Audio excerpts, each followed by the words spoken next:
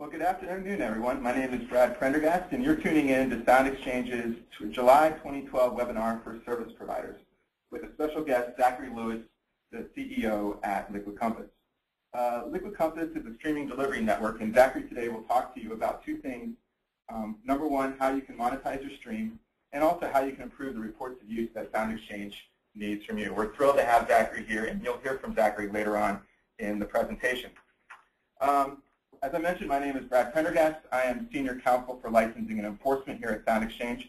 Joining me today are two of my colleagues, Brianne Elpert, also Counsel for Licensing and Enforcement, and Travis Player, the Manager of the Licensing and Enforcement Department. Before we proceed any further, I'd like to give you some specifics about the webinars. Many of you have submitted your questions to SoundExchange at the time of registration for this webinar, and we've made an effort to integrate the answers to many of those questions into our presentation. However, we assume that you'll think of more questions as we progress through the slides, and we encourage you to use the IM feature to send those additional questions throughout our presentation. We'll have a Q&A session at the end of the webinar where we'll try to answer as many of your questions as we can. Also, as we always do, we will be archiving this webinar on SoundExchange's YouTube channel in case you don't catch everything the first time through. And please feel free to share the recording of this webinar with your colleagues and friends who may not have been aware of today's webinar. Before we get started, I'd like to give you a general flow of today's presentation. We'll start with a couple of news items that might be of interest to you, and then we'll also do a quick review through what SoundExchange needs to receive from you, the services. I'll then pass the presentation over to Brianne, and she'll give you a behind-the-scenes look at what we do with the materials that you submit to SoundExchange. After that, we'll go into more detail about the reports of use that you need to submit to SoundExchange, and then we'll turn it over to Zachary, and he'll talk to you, as I mentioned earlier, about how you might be able to monetize your stream more effectively and how you might be able to improve the quality of your recording to SoundExchange. We'll finish up by answering as many of your questions as we can that you submit during the course of the presentation. So the first news item that I want to discuss is we moved. SoundExchange is now at a new address, and so you should be sending your payments and forms to this address. As always, please make those payments and forms to the attention of Royalty Administration. All other phone numbers, fax numbers, email addresses, and FTP addresses remain the same. To assist you in this process, we've updated our statement of account forms, which are now available on our How Do I Pay page. Like I said, everything else will stay the same. And with regard to reports of use, you should continue to deliver those electronically as you have before, whether that's through the email address, reports@soundexchange.com, or through our FTP site. The next thing I want to discuss is a recent ruling by the D.C. Circuit Court of Appeals that affects the Copyright Royalty Board. A couple weeks ago, the D.C. Circuit Court issued a ruling that cleared up some confusion on the constitutional status of the Copyright Royalty Board. As some of you may know, the Copyright Royalty Board is a body of 3 judges that set the rates and terms for the statutory license that SoundExchange administers. Now, the judges set what are called the default rates. Most services are operating under rates and terms that were made available under the Webcaster Settlement Act. But if parties cannot agree on what rates will be in effect, then the parties can make their arguments in front of the Copyright Royalty Board judges, and they'll ultimately issue what are the default rates and terms for statutory licensing. The Copyright Royalty Board judges are reside within the Copyright Office in the Library of Congress, and as part of this recent D.C. Circuit Court ruling, the court held that the statute that created the CRB contained a technical constitutional defect. That defect was easily fixed. In essence, the judges, the Librarian of Congress, who oversees the Copyright Office, was given greater power to remove the copyright royalty judges, and in that way it solved the constitutional problem. Now, the D.C. Circuit Court did decide that when the judges issued their rates and terms for 2011 for 2015 for webcasters, that those rates and terms were needed to be vacated because the judges were unconstitutional at the time they rendered them. We expect that those rates and terms will be reinstituted within the next couple of months when the case is remanded back to the CRB. Now, what does this decision mean for you? Well, first of all, it only affects a very small number of webcasters. Most of the webcasters are operating under the rates and terms that were made available under the Webcaster Settlement Act. Those rates and terms are not affected by this ruling at all.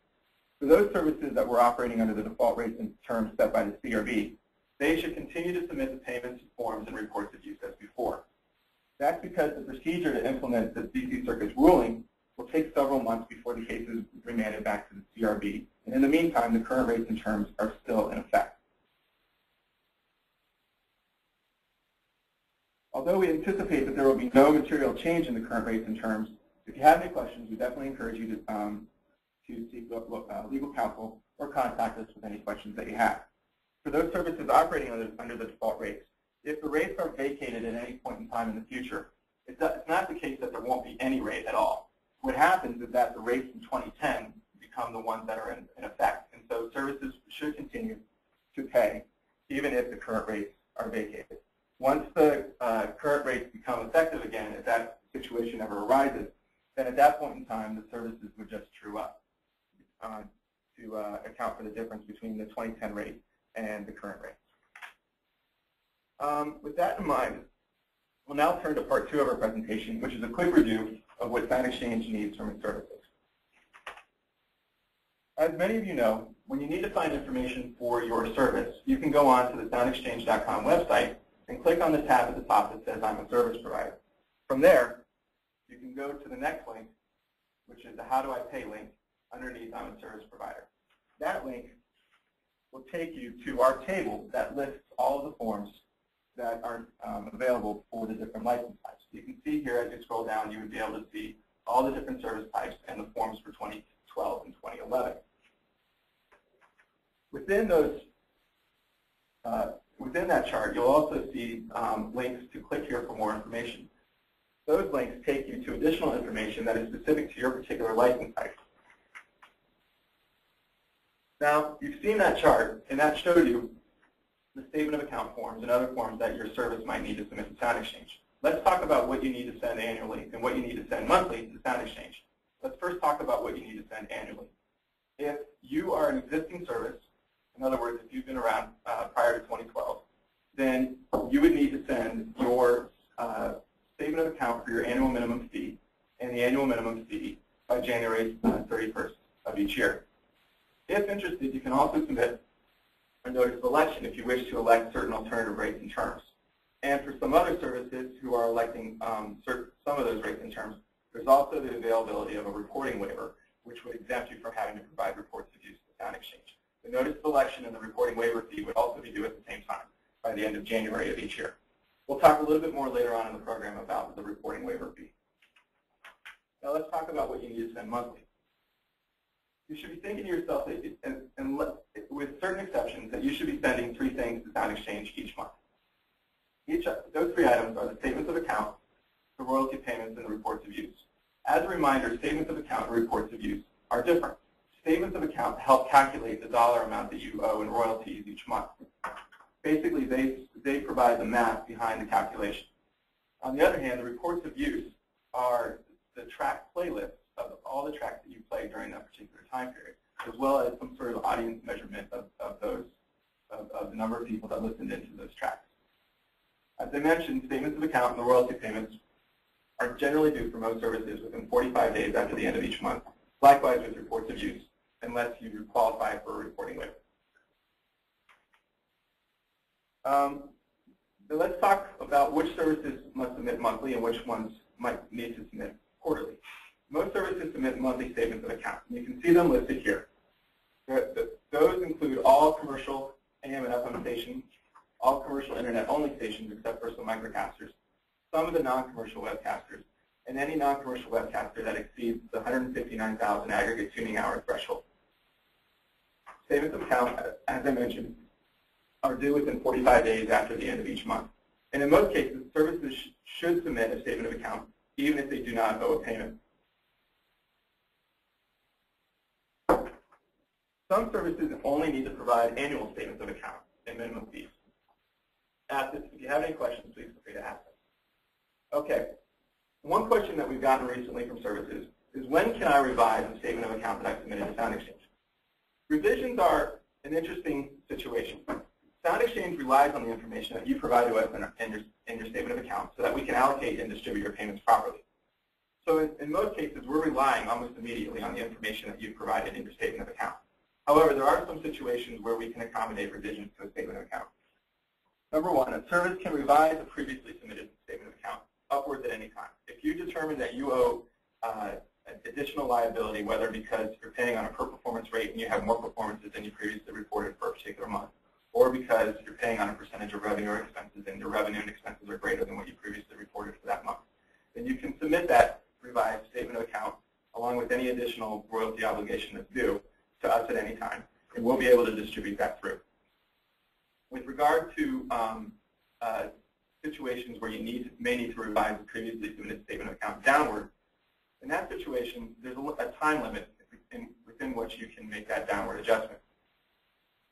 That time limit is such that you must submit that the revised statement of account at any point before we distribute those the initial royalties, or within 6 months after the close of the royalty period, whichever occurs first. The reason for this is that once we've distributed the royalties that you sent to us, that money is out the door and it's in the hands of the artist and the record labels. We're not able to pull that back. If you want to adjust your statement of account downward and it's within the 6-month revision window, contact us to determine whether or not we've already distributed those royalties. As a reminder, if you haven't already, you can use the questions IM function to submit questions to us, and we'll do our best to answer as many as we can at the end of the program.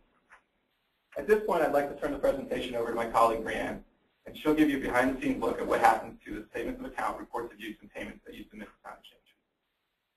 Hi, everyone. My name is Brianne Alpert. As Brad said, I'm going to let you know what happens to your stuff when you send it to us. I'll let you know that it doesn't stick around here, but instead it goes to sound recording copyright owners and artists. So first we start with the SOAs and payments. So the SOAs that you give us, along with the payments that correspond, are dealt with by our finance department, which allocates the money that you send to us to periods, pay periods, based on the SOAs that we distribute money to our artists and sound recording copywriter.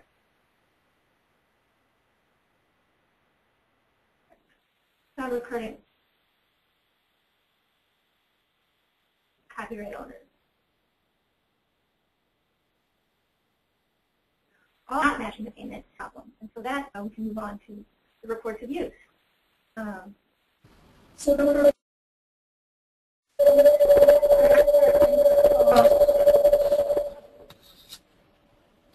Sorry about that. Basically, they determine whether or not the data is usable so that we can actually load it into our distribution engine. And so that's the next thing that happens. So the logs are loaded, and if the data quality isn't good, again, and it's a situation that we can't resolve ourselves, we come back to you, the services, in order to resolve that. And the next step is that the reports of use and the money that we have are married in our distribution engine. And that engine distributes the money pro rata across the reports of use that you give us. And finally, that engine is responsible for taking that money and distributing it to artists and copyright owners. The way that money is divided is that 50% of it goes to the performing artist, and the other 50% goes to the sound recording copyright owners. In most cases, those are the record labels that are responsible for producing music that we play and that we hear and love. So what if something is actually missing?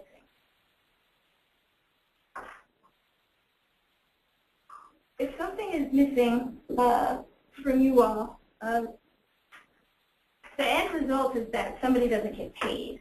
The artists are delayed on payment, or the sound recording copyright owners are delayed on payment. And so that makes it especially important for us to receive the statements of account, the reports of use, and the payments on time so that we can do our jobs here. So again, I just want to emphasize that. And the next thing I'll do is turn it over to Travis Plager, who can tell you everything you ever wanted to know about reports of use, how to keep them compliant, and so that we can all be efficient in paying the artists and the sound recording copyright owners. Thanks, Brianne. Reports of use are, as you probably gathered by now, a very important part of the statutory licensing process.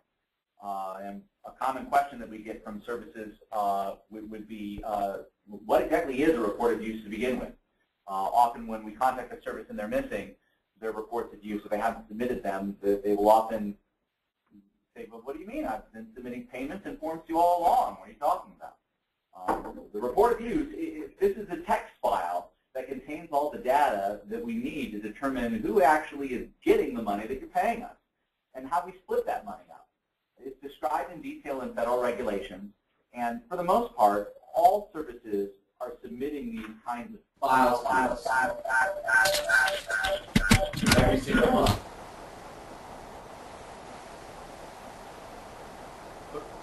Like I said, most services are sending this to us every single month. On some occasions, in some kinds of categories of licensing, it's not required to send us a monthly report of use, but they are, for most services, they are able to do this. In fact, they're required to do it every month, submitting a report of use. So what's in this report of use?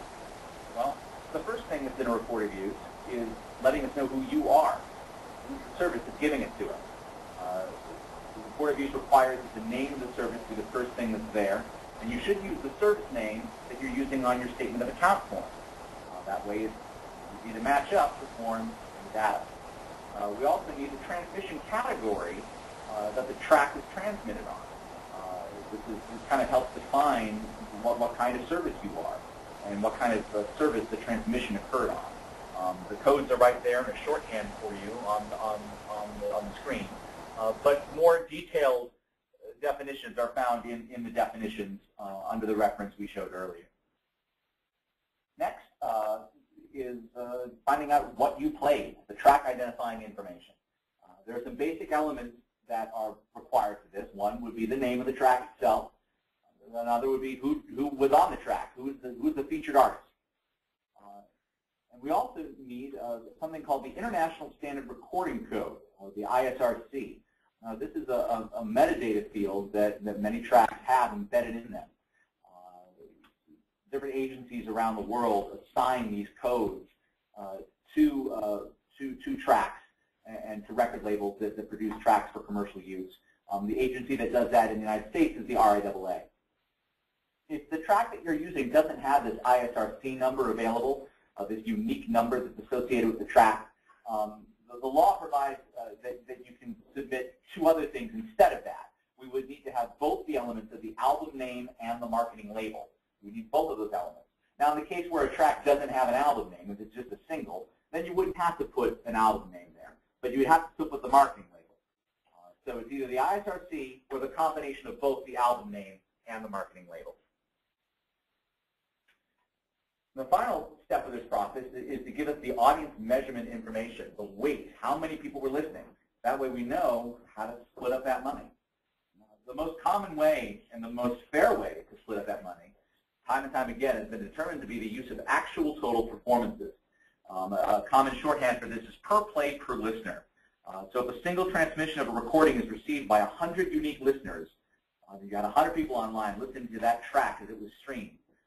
That would equal 100 performances, even though it was just a single transmission. The full definition of this is in the federal regulations at that reference. When you're calculating actual total performances,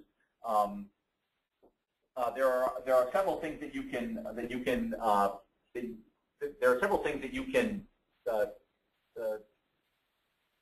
you're supposed to not calculate. One of them would be the use of non-copyrighted sound recordings. Those are kind of few, but they exist. Another would be the use of sound recordings that are directly licensed. If you've got already an arrangement with a label. And then finally would be sound recordings that are incidental performances.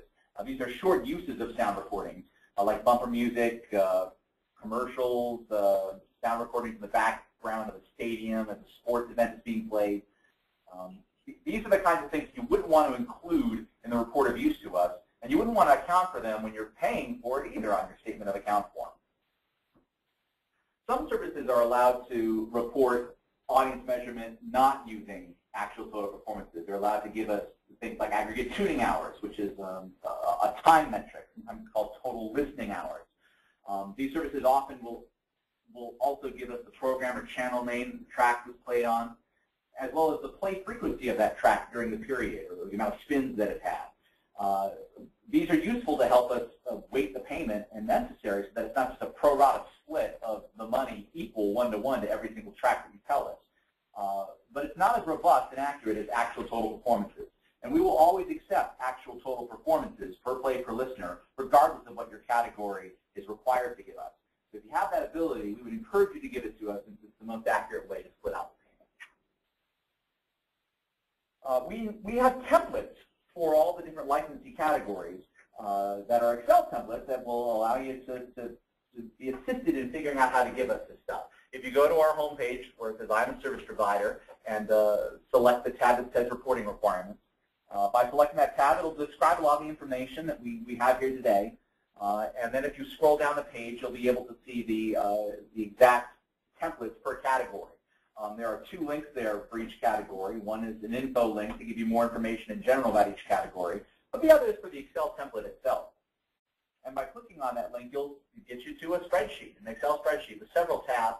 The first tab there is what we're showing you, and it's what you would actually insert the information into. You can do it line by line entry, or you could copy and paste it from another spreadsheet, perhaps something that you've exported from a third-party vendor. And by using the macro that the arrow there points there, where it says click here to create text file, by using that macro, it will convert it into the kind of text file that our distribution services folks can then just plop right into the computer and have it crunch out the numbers and be able to split up that payment correctly and accurately. So now that you know a little bit more about reports of use, when are you supposed to give these things to us? Well, as we kind of alluded to earlier, most commercial services are giving us this information every single month, and they're giving us a total census of everything that was played during that month. These are broadcasters. These are most Internet-only services. Most commercial services, frankly, are having to give us this information. It's due every month, and it's due within 45 days after the end of each month, even if the service doesn't owe a payment for that month. Some kinds of services don't have to give it to us monthly. Non-commercial educational webcasters, for the most part, are allowed to give this to us once a year, every January 31 for the previous year. Some non-commercial services can give this to us quarterly, where they're giving us a sample of 2 weeks per quarter. And if they're giving it to us quarterly, it will be due 45 days after the end of each quarter. There's alternate forms of audience measurement that could be used instead of actual total performances. If you've got questions about these things, please contact us if you're unsure. Some of the non-commercial services still have to give us monthly reports of use, even though they're non-commercial. Like I said, anything due monthly is due 45 days after the end of each month. And if you're unsure, please contact us, and we'll be happy to try and help you out. Finally, there are some services that are able to waive it completely. And usually this is waiving the requirement of submitting a report of use is usually because their listenership is either guaranteed to be a low level or their non-commercial status grants them that ability. These services, they pay an extra fee, and that fee is used to create a proxy report, which their money gets distributed to. So the money is not going to go to an actual listenership, or rather the tracks that were actually played on the stations, but to a best guess that we can come up with internally using all sorts of resources. If you want more information about that, please review the information in your categories. This is a good time to remind you that if you've got questions that have come up through the course of this webinar and you haven't yet used the IM function to do so, please do so. We'll be happy to try and get to them.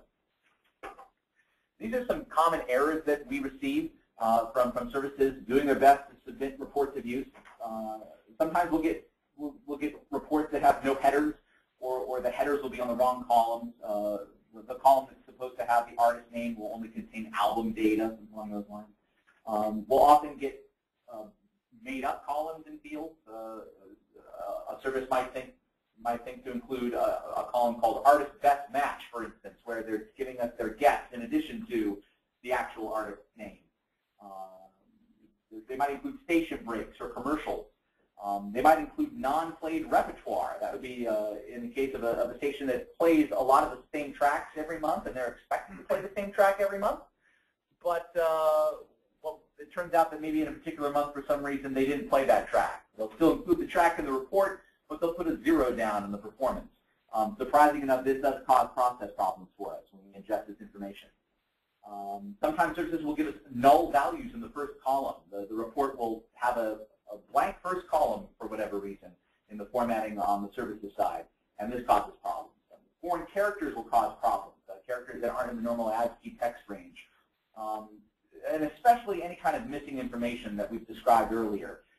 Submitting reports to us that have blank artist names or blank track names or blank ISRC and album and label names, having big nulls there. All of these and more are errors that may cause the report of use to be rejected and returned to the service. And as you guys know, submitting a compliant report of use is a requirement under federal law to be able to do this kind of statutory licensing. So if you're in a position where you're getting messages from us, or you feel that maybe your reports are wrong or incorrect, if you're not already in dialogue with us, please give us a call, and we'll be happy to try and work out to see exactly what the issue is. It's very important that the time that you're spending to get this information to us, and the time that you're spending to pay us, and the effort you're doing with that, is rightfully rewarded by having the artists and copyright owners compensated by the music that we all value so much. Here are some common questions that have come to us frequently. Some services stream classical music. What do I put in the artist field if I'm a classical station? You'd be surprised how many times we get Mozart and Beethoven listed as the artists. And if they were alive today, they would be receiving hefty checks from SoundExchange. As it turns out, however, they are not alive today. And so if you are going to be reporting music that was written by Mozart and Beethoven, we don't want to know who wrote the song. We want to know who performed on that song. So list the actual artist that's listed on the track in those fields. Another common question that we get is, can you just send us the Excel template itself and not use the macro to turn it into a text file? No, it is important to actually use the macro and turn it into a text file. We are a not-for-profit, and the resources that it takes to turn the Excel templates into macros ourselves is surprisingly considerable. So we would ask that you use the macro yourself. And if you're having issues with that, contact us, and maybe there's a simple solution that we can come up with. Another question would be, some stations have format changes during the day. They're music for half the day and news talk for the other half. What kind of transmission category should you use in those cases? And the answer is, because the category listing is on a per track basis, you would use the category that's applicable track to track. This might mean that you list the same track multiple times on the report, once for when it was played while you were a music station, and then the second time when it was played during your news talk programming. So that would be the answer there. Some stations tell us that, hey, I consolidate my stations into a single report of use each month. If we play one track on all of the stations, should we list it 4 times, one for each station on the one report? Well, first, thank you for consolidating your stations to a single report. We appreciate that. We always prefer that services that have multiple stations or channels, if able to, consolidate and roll that together into a single report of use for us each month. It saves on the resource time, as you can imagine. If you are doing that kind of consolidation, you should only list each track once, regardless of how many stations or channels it was played on. And you should be consolidating the track performances so that it's just a single audience number for that track, regardless of how many stations it was played on. An important point to bring up here is that if you are able to consolidate your stations on the report of use side, make sure you're also doing that on the statement of account side. We need to have a one-to-one relationship between the payments and forms that you give us, especially those forms, and the reports of use.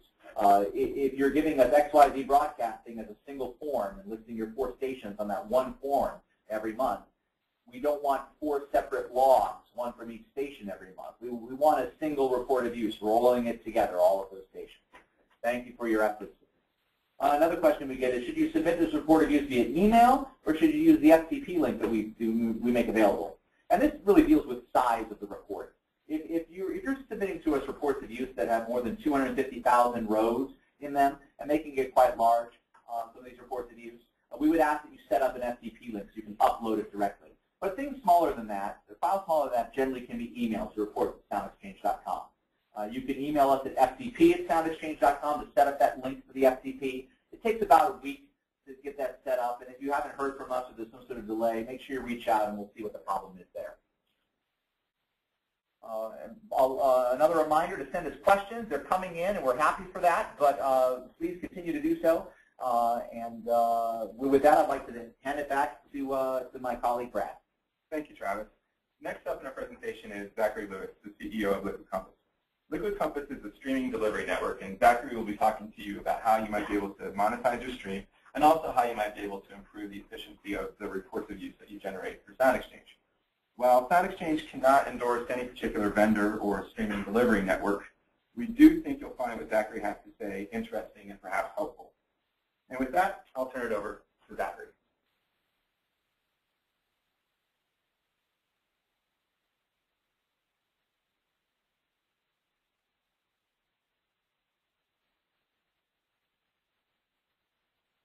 Great information today about we've learned a lot of great information today about submitting reports, but what I'd like to talk about now is how you can monetize your stream so that you can pay for streaming service providers in addition to paying for royalties that comes along with streaming your station online.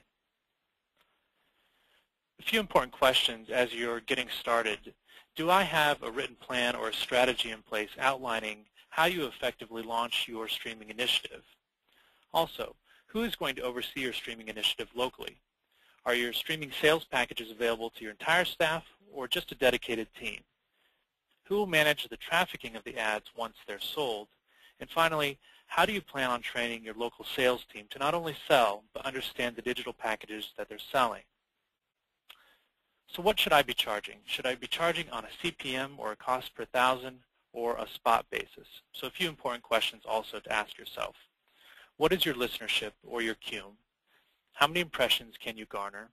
What is your available inventory or available spots? And what is the perceived value of each spot?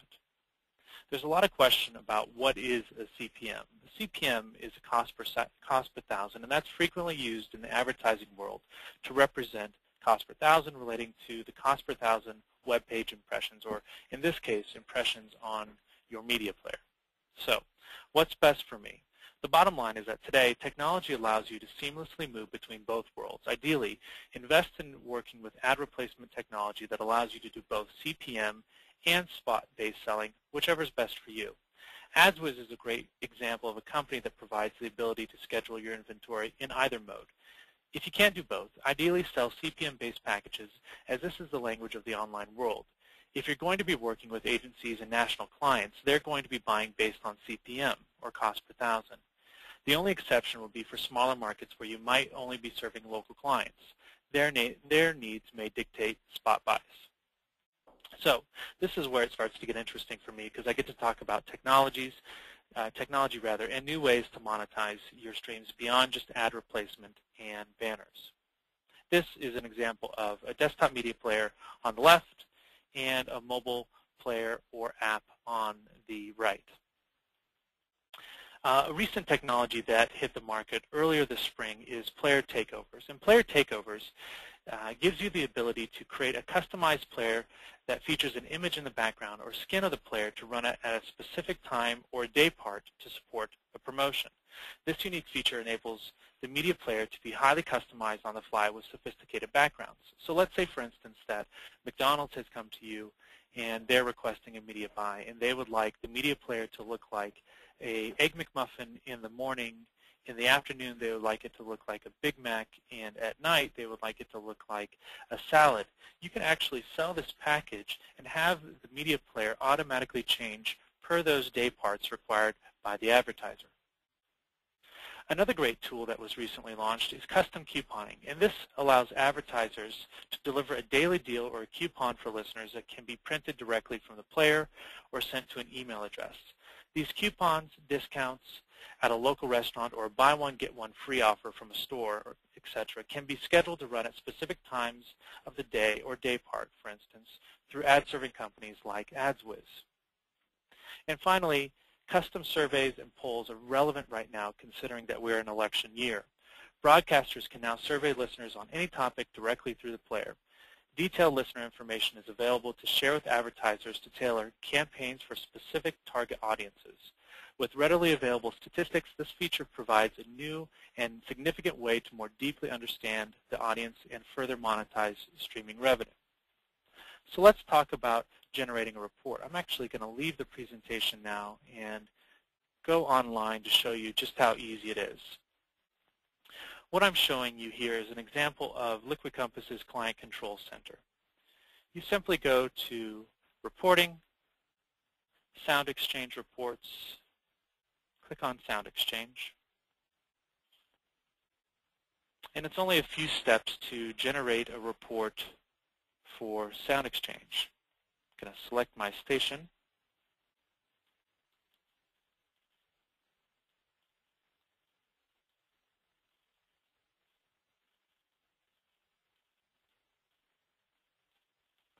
Give me 1 second.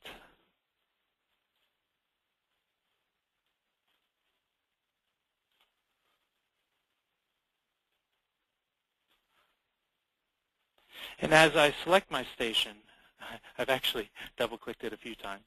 Sorry about that. I'm going to use a demo station for the purpose of this presentation. I simply put in my start date, put in my end date, and this can be any date that you're desiring to look up a report for.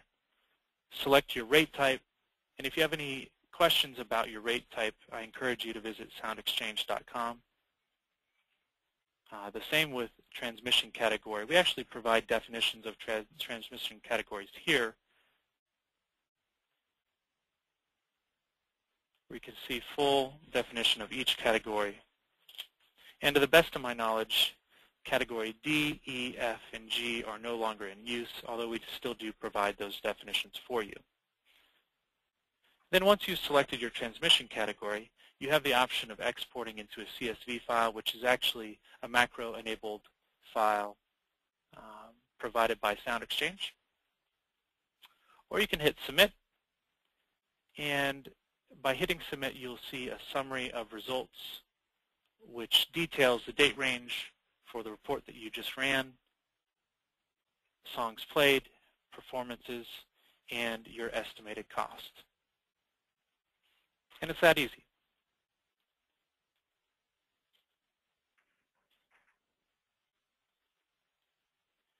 Of course, if you have any questions about how to generate a report from Liquid Compass or other providers, please feel free to give us a call or log on to liquidcompass.net, and we'll provide that information for you. At this point, I'm going to hand it back over to Brad.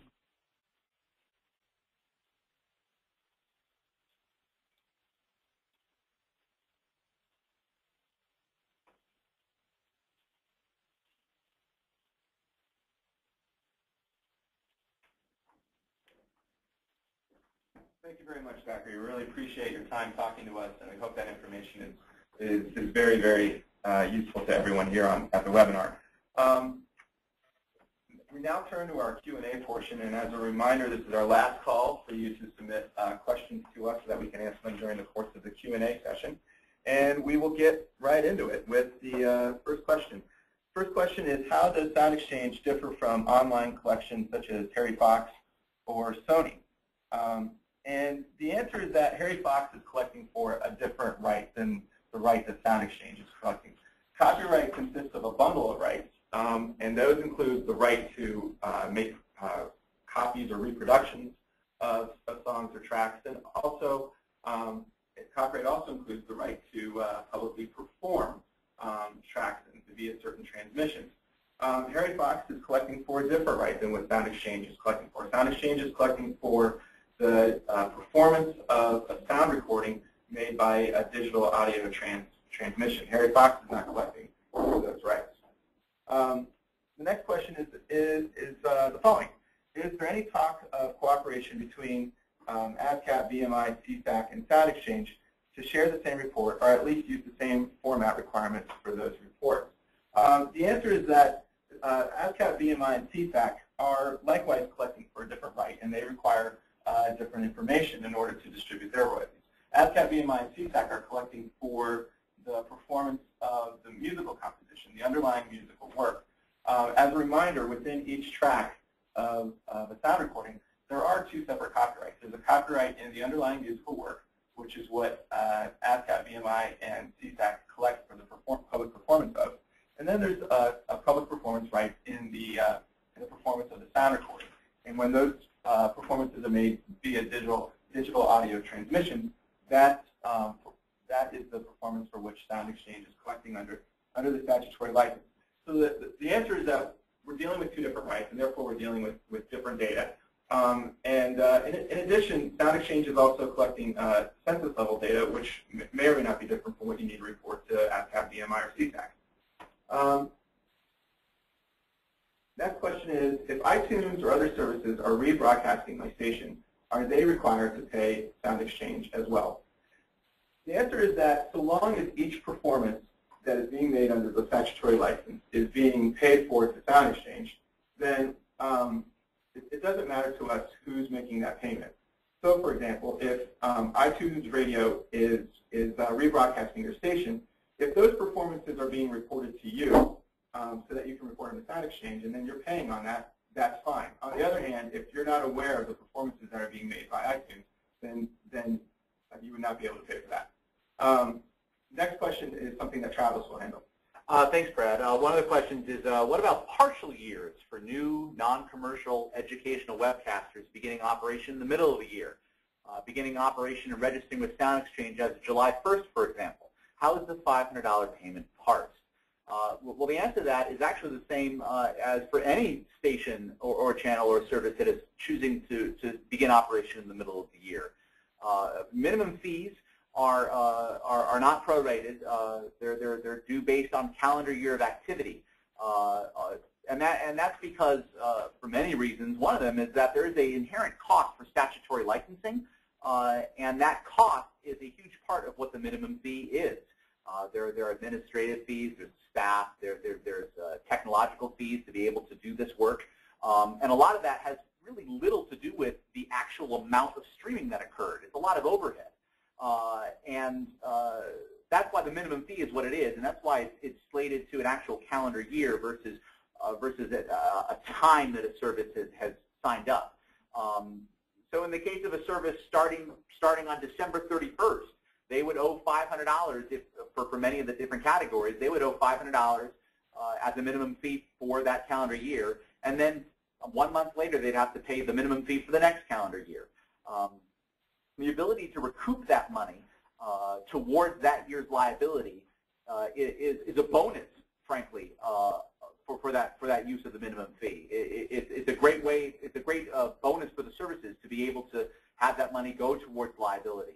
But it's not the primary reason for the existence of that minimum fee. So I hope that answers that question. Another question that we get that was asked here just now is how long after you receive the money from the service providers does it take for the artists to receive their share? And the answer to that, as you can guess from the presentation, is it depends.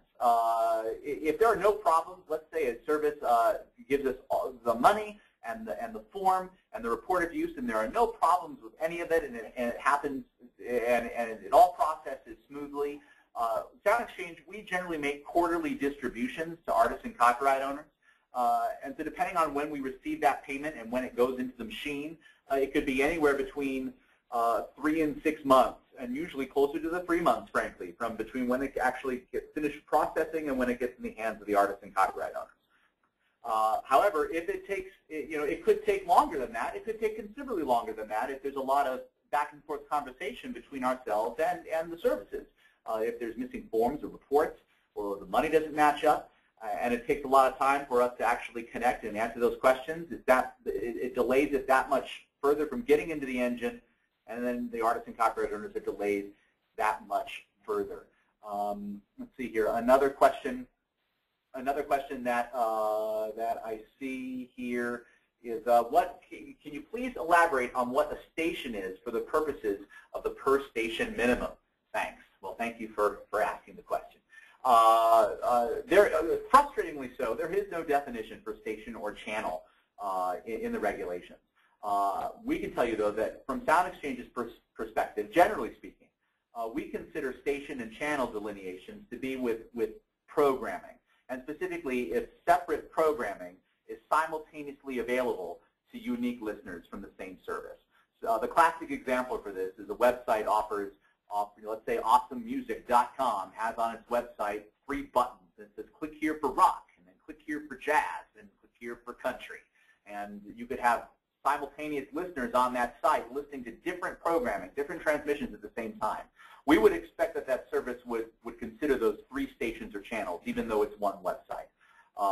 Often services will ask us, well, we have different bit rate speeds for our transmissions. We offer one at a T1 speed and another at a 56K for the few folks out there in the more special places of our country that still use 56K. And we don't consider those to be separate stations or channels. We're more concerned about the separate programming, the distinct programming that's offered simultaneously to unique listeners.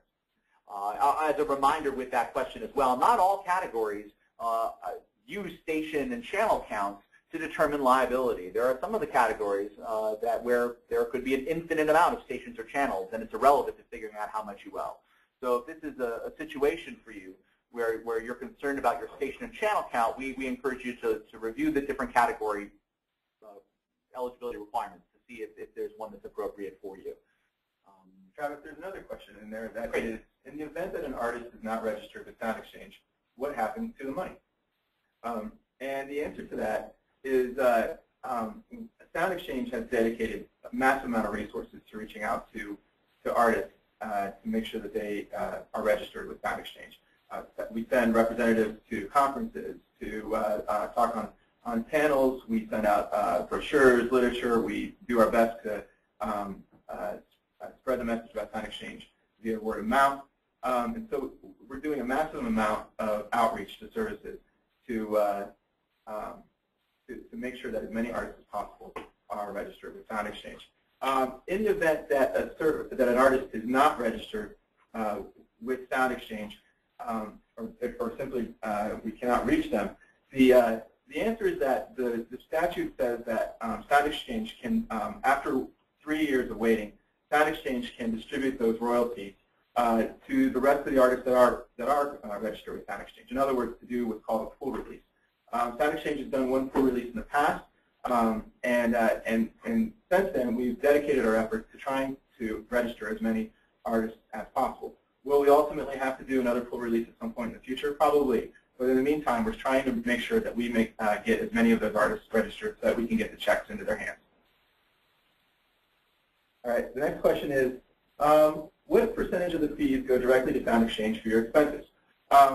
We provide this information in our annual report each year, and it's in the form of what we call our admin rate, our administrative rate. Nonprofits generally report an admin rate as a percentage of the money that they've collected, so that the public has an idea of what percentage of the fees are going to cover overhead and which percentage of the fees continue on to the artists and labels. In 2011, our admin rate was 5.3%. So in other words, 5.3 cents on the dollar are being used to cover SoundExchange's expenses, and the other 94, 95 cents on the dollar are going to the artists and the labels. If you were to compare that with other performing rights agencies and similar agencies, you would probably find that we're doing we're getting a lot of money out the door to the people that deserve it, and we're proud of that. Do we have any other questions? I think that's all the time actually we have for the questions and answers today. Okay. Well, as I said, we will be making this webinar available on our YouTube channel, and you can also refer to our blog on soundexchange.com/blog for additional information about SoundExchange. We will also answer all these questions in written form and make that available online as well so that you can see the answers. Thank you very much. Future webinars coming up. We have one for labels and sound recording copyright owners next month, one for artists in October, and we'll be speaking to you, the service providers, again in January. In the meantime, we encourage you to reach out to us with any questions, any comments. You can reach us at our email address here on the screen, as well as our cell phone number for our licensing and enforcement department. And you can visit us online anytime via our website, via Twitter, via Facebook, and via YouTube. And thank you very much to everyone for logging in today and listening to this webinar. Special thanks to Zachary Lewis at Liquid Compass for also helping us out and providing some very, very helpful and what we hope is useful information to you, the service providers. And we'll be talking to you again